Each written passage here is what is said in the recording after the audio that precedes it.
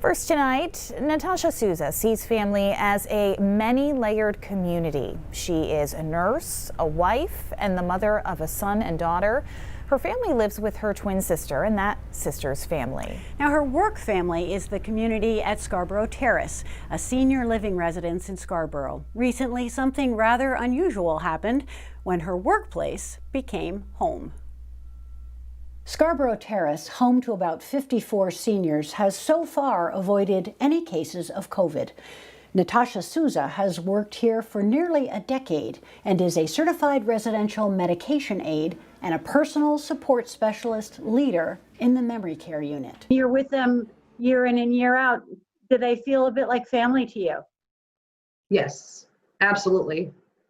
Just like my grandparents or anybody else in my family. Part of what has kept this community safe is having strict protocols in place. It's been very hard to see family members ask about their loved ones every day over the phone instead of seeing them. Some of them will just cry just hearing the name because they just haven't seen them in so long. They just know the name and it sounds familiar. Natasha's twin sister is also a caregiver in another nearby senior community. I understand at some point in December, you got word that your sister, who you also live with, was exposed at her work. I actually got news from my twin sister that her facility was starting to rise in numbers. That news prompted Natasha to take action. I just told him, I was like, I got to pack my things. I've got to make sure that my residents and my coworkers and everybody here is safe. And so I packed my things and I've been staying at Scarborough Terrace, I think, since the beginning of December. It's been a long time. Tara Bucknell is Scarborough Terrace's Director of Nursing. She has been a nurse for 2 decades. Such a selfless act. I mean, it really goes above and beyond anything I've ever seen. I've worked with some great people, some fabulous caregivers, but I've never seen anything like this. She didn't really have to think about this too much. No, not at all. She came into the wellness office with, you could see tears kind of coming into her eyes, and that was it. We talked a little bit about her staying here and opened the room. She went home and got some stuff, and back here she was, and she's been here ever since. That was in early December, meaning Natasha spent Christmas and her daughter's January birthday living at Scarborough Terrace and seeing her family remotely. During that time, her sister got COVID and quarantined at their home. I think I'm on like day 46 with no days off. I've been keeping my mind busy. I have to work. I mean, to keep my mind off from going home to my family. And it sounds to me like when you made this decision, you didn't really have to think about this too hard. No, not at all. The second those numbers were going up at her facility, I knew that COVID-19 can spread so super fast, especially in such a small environment. My sister lost many residents. I want to say it was at least 12 to 15 residents at her facility. And that is about my entire unit in the dementia unit. So I am so thankful that like I said, have a very supportive family to be able to stay here for the 4 weeks while my sister recovered. This decision impacts your family. How did you convey this to your kiddos and to your husband? And how did they kind of deal with this decision that mom made? Well, I'm thankful that my daughter, she used to come here and we used to do activities with our residents on the weekends. And she's also fallen in love with our residents here. Especially on the memory care unit. So she knows the love and devotion that I have, and I think that she's going to be just like me. And my son, he's 6 and he doesn't understand. It's been really hard to explain to him.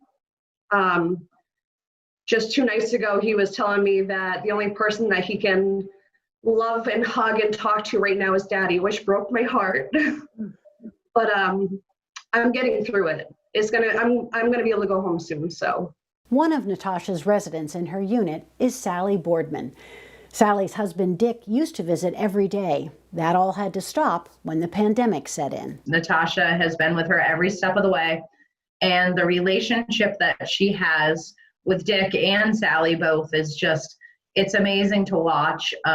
Sally at this time is nonverbal, but when she sees Natasha, and this is probably going to make me tear up, you can see her face light up. You can see emotion that you don't often see in her face. I used to come down with feeding Sally for lunch and dinner twice a day, every day. And then when this coronavirus hit, we couldn't come in and everything, so I had to stay away. For that age group, when they're in that memory care unit, it is so important to see the same person every day. That's what's so incredible. My heart goes out to her. It's just, I don't have to worry about her health or how she's being taken care of, because Natasha's there all the time. It's just, she's awesome. Dick used to share tiramisu with Sally when they would have lunch. Today, he thought that might be a great way to thank Natasha. You have to see what I've got a nice little card for Natasha. Oh my gosh. And then, oh my gosh, what's that? tiramisu. We got a whole great big bucket of tiramisu for her. Oh my gosh, did you make that yourself? I did. Wow. After we spoke for the first time, Natasha felt it was safe to go back home and had spent her first weekend back with her family. It was great. What a wonderful feeling. You know, my son's been attached to my hip since I've been home. And my daughter, she gave me a big hug and never let go on Friday night. It was amazing. It was a wonderful feeling. I felt like I was on top of the world. Now, Natasha says she is so grateful and proud of how her family supported her through this, her kids, and her very understanding husband, and that she would sacrifice more days if it meant keeping the residents safe. Thanks to the folks at Bedard's Pharmacy, Scarborough Terrace was thrilled to have gotten their first round of vaccines on Thursday of last week. They all said it felt like Christmas all over again. Oh, wow. What an incredible story. Well, thank you. And I think that tiramisu looked pretty good, too. We have to give kudos to Dick. Yes, that looked excellent. I'm sure they appreciated it over there. I agree.